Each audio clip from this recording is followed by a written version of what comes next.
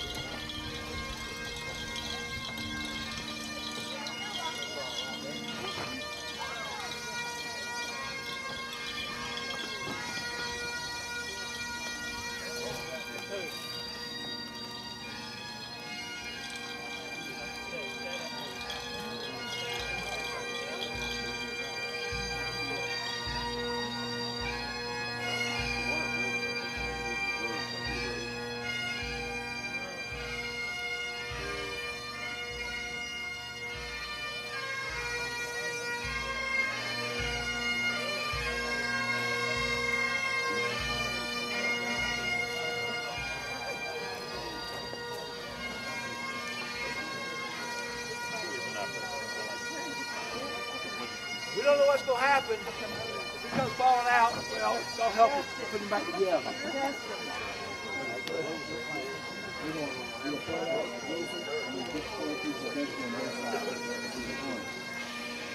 Maybe have it open up.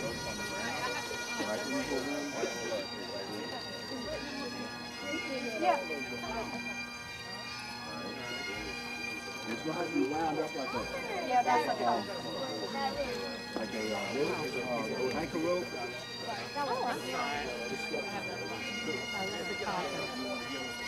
We'll pour it out.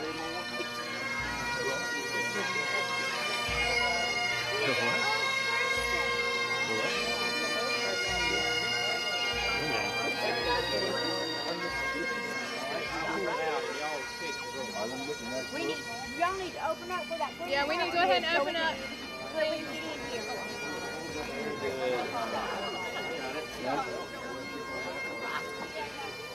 I wanted y'all to slide forward and let the next man come out here next to me. Y'all go right first, okay? Go right there. Slide through the hook. There you go. Now y'all slide. All right, now we'll bring another one in. We'll slide. Okay, we got one more. Actually, two more.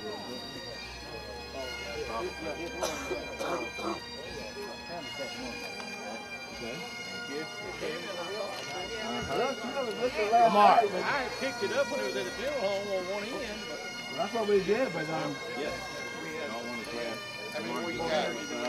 we have more energy. And the rope underneath there. You don't want to go. We need one more there. Got that one. And what we'll do is back it out and head first. Okay?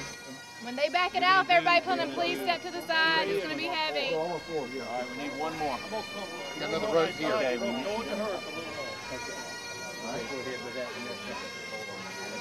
Missy, how much is that I weight? need one more. It's very good. It's iron. It's cast iron. It's very We heavy. don't know how much it weighs. No.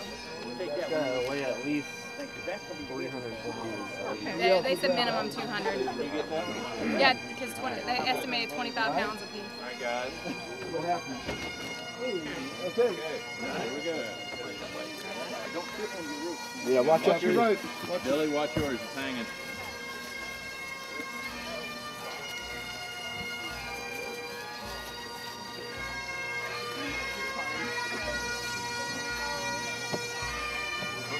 It's heavy than the last one. Heavier than he was just a little while ago when we moved him in the truck. Picked up a little weight in that hurricane. Oh, yeah.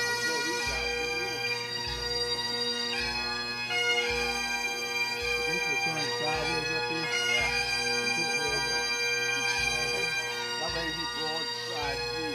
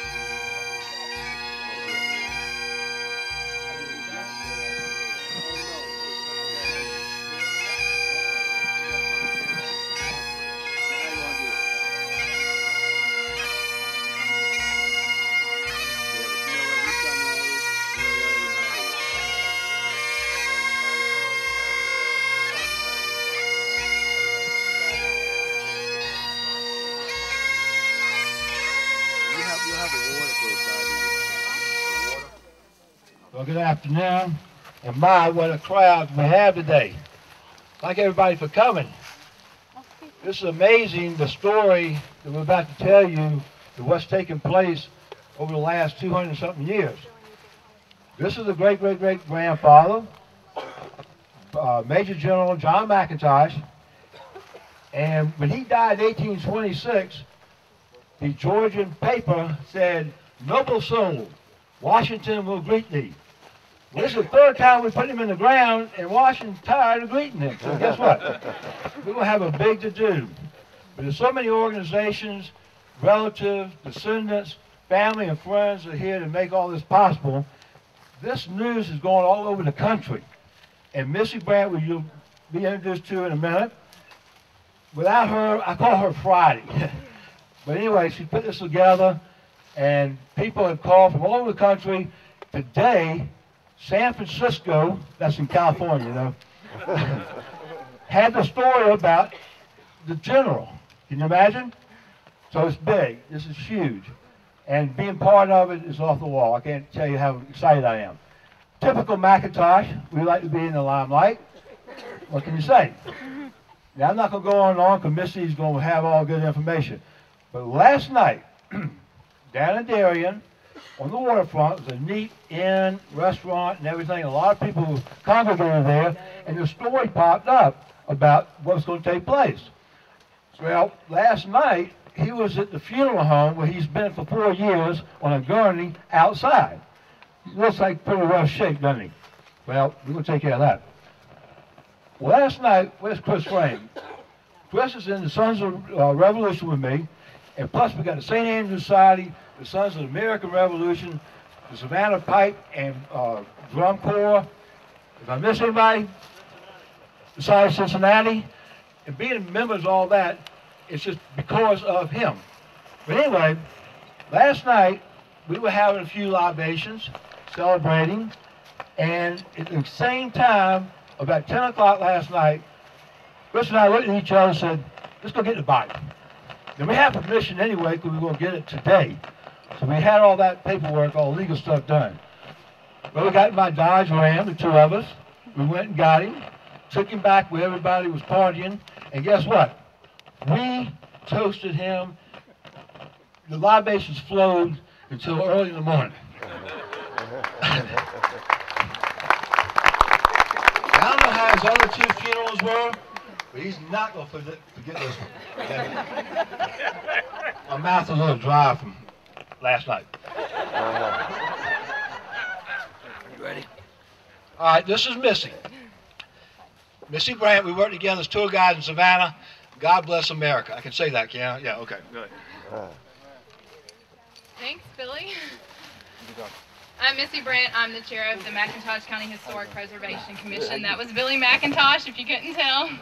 He's a direct descendant of Colonel John. Do we have any other direct descendants here today? If you could just wave your hand and recognize. Oh, wonderful.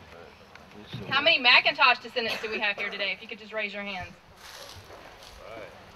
How unique that you guys get to be part of this. I would like to ask the color guard commander if you could post the colors. Mark time, heart.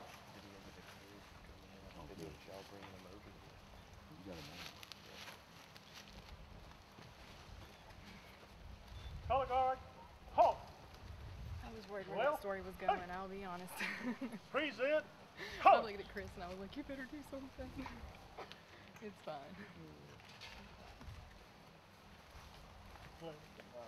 At this time, we'd like to call the Pledge of Allegiance. I pledge allegiance to the flag of the United States of America and to the republic for which it stands, one nation, under God, indivisible, with liberty and justice for all. Oh, say, can you see by the dawn's early light what so proudly we hailed at the twilight's last gleaming, whose broad stripes and bright stars through the perilous fight o'er the ramparts we were so gallantly streaming, and the rocket's red glare, the bombs bursting in air, gave proof through the night that our flag was still there. Oh, say does that star-spangled banner yet wave o'er the land of the free and the home of the brave? Order. Color guard. Post. Color.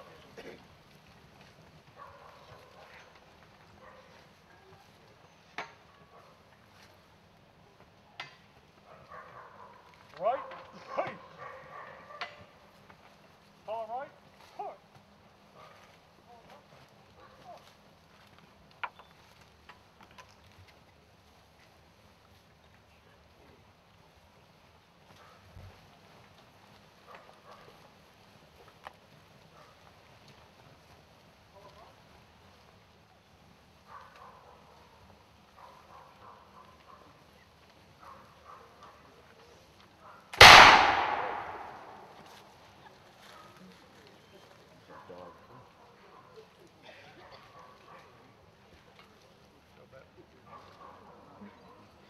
That dog's mad.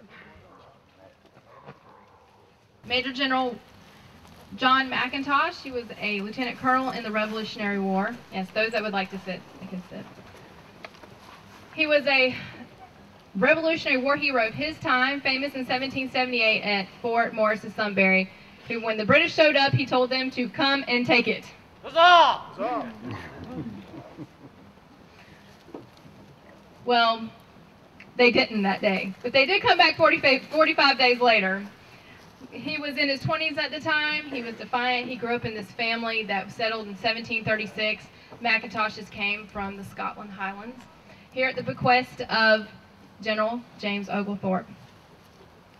He knew that he needed a family that could to protect the new colony of Georgia and also be isolated, and that they could be on their own for a little bit. Well, he found that family in the McIntoshes, very independent, and as was the cat, was the, what is touch not the cat but a glove. Touch not the cat. Yeah, touch not the cat but a glove. Which one, Billy so eloquently said to me meant, if you're going to mess with the McIntosh, you better have some friends with you. He died in 1826, and he was buried at Fairhope Cemetery around the corner, along with some members of his family. Unfortunately, the cemetery is very close to the river, and 4 years ago, he washed out. We think he may have washed out before, especially since he died in 1826, and here he is in an 1848 coffin. Fortunately, archaeology answered some of those questions for us, and we found that he was only originally buried about 2 to 3 feet deep, and after the series of hurricanes, I personally think that he is so McIntosh stubborn, he just doesn't want to stay in the ground. But Colonel John, this is the last funeral I'm giving for you. After that, it's someone else's turn. So I can't guarantee, we think maybe his third funeral, but I cannot guarantee this will be his last. He might have other plans. When he was found 4 years ago, a plan was put together. He's found on the property of Lamar Smith, who is very cooperative, and we thank him for his efforts also in this. And the best place to be found was Mallow Cemetery, around the corner here with some more members of his family. In the 1920s, their markers had already been placed here. And in fact, I think the Georgia Historical Society might have thought this would have happened, because in the 50s when they placed this historic sign, they already placed it here. So we don't have to worry about that one. Here at Mallow, once again, also a historic cemetery, so we just thought that this was a natural place for him to come. He obviously did not want to leave McIntosh County. And it took 4 years, and I think that he was waiting for his family, and we were able to recover some of their remains Monday and Tuesday also. So we will be burying him with the contents of Fairhope Cemetery with some of his family members. So I think simply that he was just waiting for them. Today we honor him, a true American patriot. He would have been so proud that we said the Pledge of Allegiance, because he fought so hard for that to happen. And I want to thank all of you today. I'm so thrilled that people see the importance of McIntosh history and how much of a role it played not only in the local league but state and nationwide. And I want to thank each and every one of you for helping us honor that today. At this time, I would like to ask State Representative Debbie Gignilliat Buckner.